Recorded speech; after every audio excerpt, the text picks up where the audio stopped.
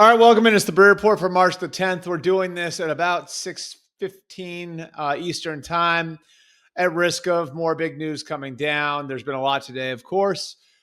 First day of free agency ostensibly is Wednesday, but it actually is today at noon when the illegal tampering period opened, and we had a flood of moves, and really that was after a flood of activity over the course of the weekend. And just from an overarching view, before we get into our topics for this particular show, a lot of what you saw over the weekend, teams keeping their own players, teams trading for players, I think was a reflection of a really weak free agent market. It's not a great group. The cap has gone up exorbitantly over the last 4 years, almost $100 million hike in the salary cap over the last 4 off seasons. And what that means is teams have enough room to keep pretty much anybody that they want. And that means it's getting rarer and rarer for guys that you would classify as core players making it to free agency. So as exciting as today may seem on the face of it, a lot of these guys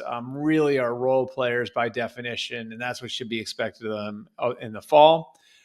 That said, we have plenty to dive into. There was plenty of news today, plenty of news over the weekend. And our first topic for today is going to be the quarterbacks. And the two quarterbacks who did move, some of the quarterbacks who haven't moved yet.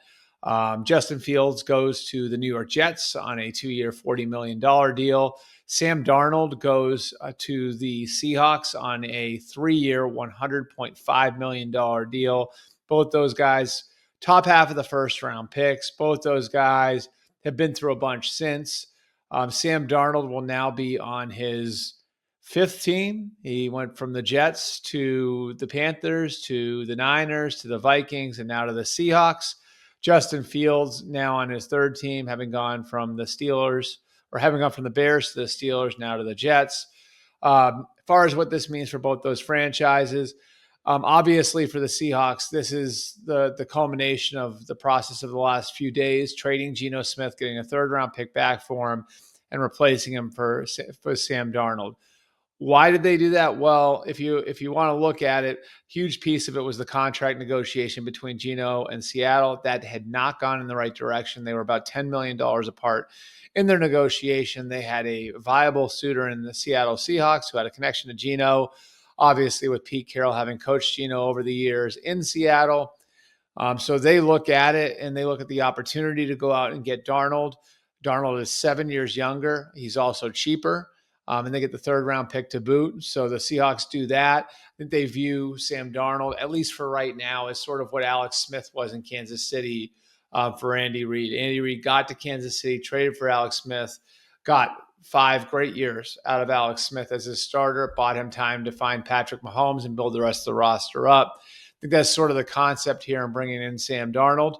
Now, can he be what Geno Smith has been the last couple of years? That remains to be seen. I think Geno's been a pretty good quarterback for them in replacing Russell Wilson over the last 3 years. So whether or not he gets that level remains to be seen. But if he can play at that level, again, they get younger at the position, they get cheaper at the position, they get a 3rd-round pick in the wash. As for Justin Fields going to the Jets, there were a lot of people in Pittsburgh who wanted to keep working with Justin Fields. Obviously, the Aaron Rodgers situation does complicate that, but they really felt like he made real progress over the course of the year. There were a lot of people in that building who felt like he was their best option at quarterback at the end of the year over Russell Wilson. And so now the Jets get the benefit of the development time that the Justin Fields got in Pittsburgh last year. There's a big feeling from people who've worked with Fields that he just needs to play more and he needs some runway. And now he'll get that runway in New York. I think this is also a reflection of the draft class. And the draft class is not great at the quarterback position. You have one guy, I think, like a lot of people, not all, but a lot of people think is a franchise level talent in Cam Ward. I think people were iffier on Shedeur Sanders. And then after that, we're talking about guys who are going to go on day 2 or 3. So now the Jets don't have to force it. They can wait for the 2026 draft to go back in and get a quarterback when guys like Garrett Nussmeier and Drew Aller, will be in the draft. And then they get to see what happens with Justin Fields. Maybe Justin Fields, who's still young, can be their answer at the position. As for what's still out there, you got Aaron Rodgers still out there. You have Russell Wilson still out there. You have Kirk Cousins potentially out there. That situation is still unsettled. Derek Carr is still a little murky. I think Aaron Rodgers is going to make a decision relatively shortly on Pittsburgh or New York. I quite honestly don't know where Russell Wilson's going to land. I would be surprised if he went back to Pittsburgh. I don't think Tennessee is an option for him. The Giants, maybe if they strike out on Rodgers, wind up with Wilson as a 1-year answer. I think it's going to be a little bit of a tougher market for him.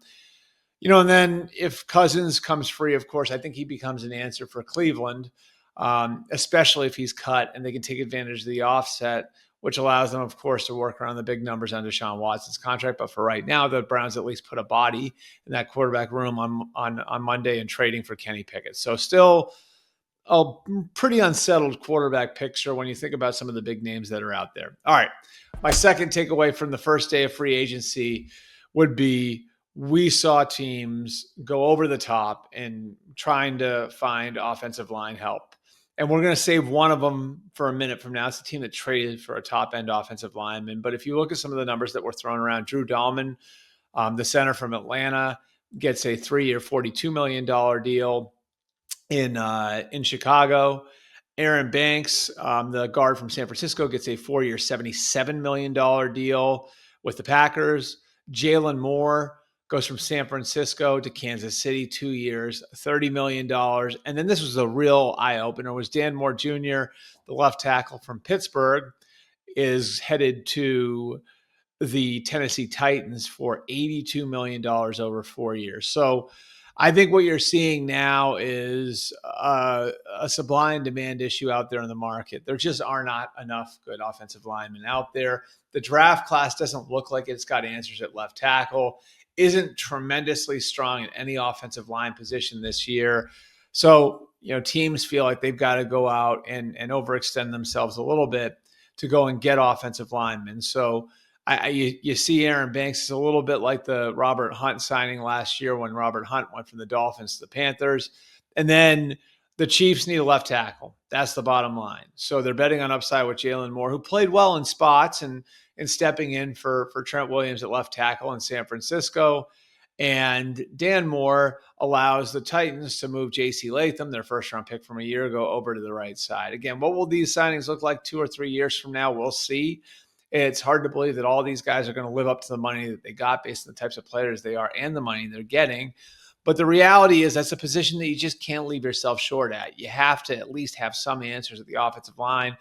The worst teams we've seen over the last 5 years or so have been the teams that don't have answers, that try to sort of jerry-rig it together with just pieces on the offensive line.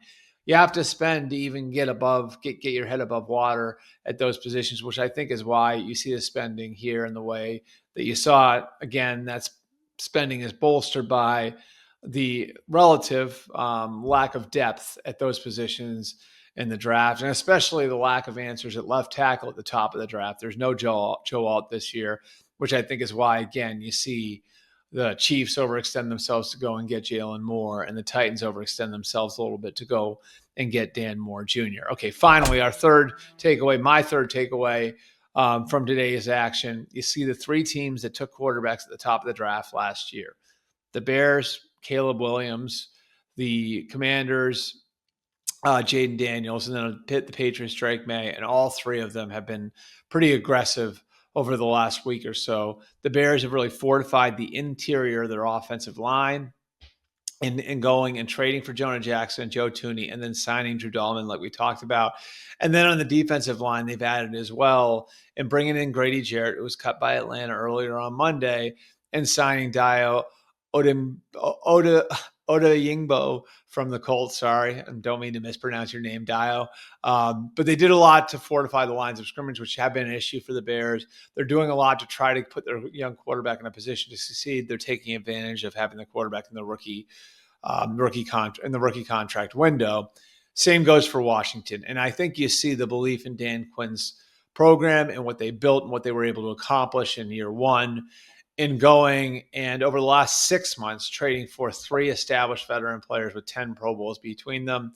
That was Marshawn Lattimore during the season. That was Deebo Samuel about a week ago. And that was going and getting Laramie Tunsil today. And the Tunsil move is very interesting to me. They gave up a second and fourth rounders next year, third and seventh rounders this year, to get Tunsil and a fourth rounder this year.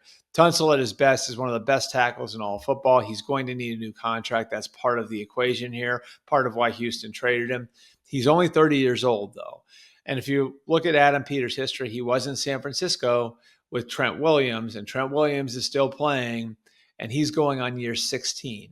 So the idea that Laramie Tunsil, who right now is going into year 10, could have a lot of years as Jaden Daniels left tackle makes sense. Again, the Commanders are really going all in on the group they have right now, flipping draft capital to try to build the roster up around Jaden Daniels and give him the best chance to succeed in 2025 and compete for a championship in 2025. The same way Patrick Mahomes was in that position, Lamar Jackson was in that position. Those guys were in those positions earlier in their careers.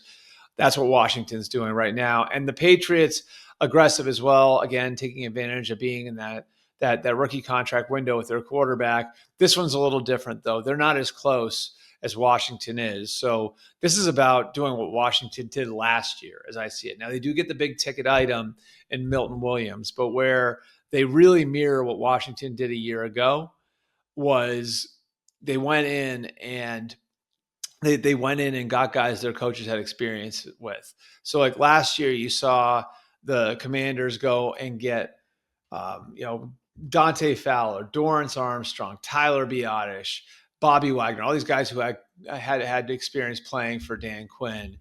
And you saw them go and get Zach Ertz, who had experience with Cliff Kingsbury. You saw them go and get Austin Eckler, who had experience with Anthony Lynn. Same sort of deal with the Patriots over the course of the last couple of days. They go and get Harold Landry, who played for Mike Vrabel in Tennessee, Robert Spillane, who was with Vrabel in Tennessee, and Josh McDaniels in Vegas. They go and they get Carlton Davis, who had experience playing for Terrell Williams or was with Terrell Williams in Detroit, and then Morgan Moses, the Jets right tackle, who was with Todd Downing in New York. That gives them some certainty. They have an idea what they're getting and that they have guys in the building who have been with those guys. And the idea, again, is the same idea the Commanders had last year, which is we have to get ourselves back on level ground and give ourselves a chance maybe to get to 500. And maybe then your young quarterback can take you over the top the same way Washington's young quarterback took them over to the top and guided them to the NFC title game last year. Not going to happen in Foxborough this year. They're not going to the AFC title game, but if you can get to 8 or 9 wins, you start to take the step back to respectability, and it's been a while for the Patriots on that. Appreciate you guys coming out. Keep it locked here with us. Again, all this stuff is fluid. There will be more information over the course of Monday night into Tuesday. We're waiting for answers again on guys like Aaron Rodgers and Kirk Cousins and Russell Wilson. All those answers hopefully will be forthcoming in the next 24 to 48 hours. And be sure to check out all of our content on the website at themmqb.com as well. And Connor and I will have a pod. Connor is back from paternity leave. We'll have a pod for you coming on Tuesday too. Again, you can check out all of our stuff at themmqb.com here on our YouTube channel. And we will talk to you guys again shortly.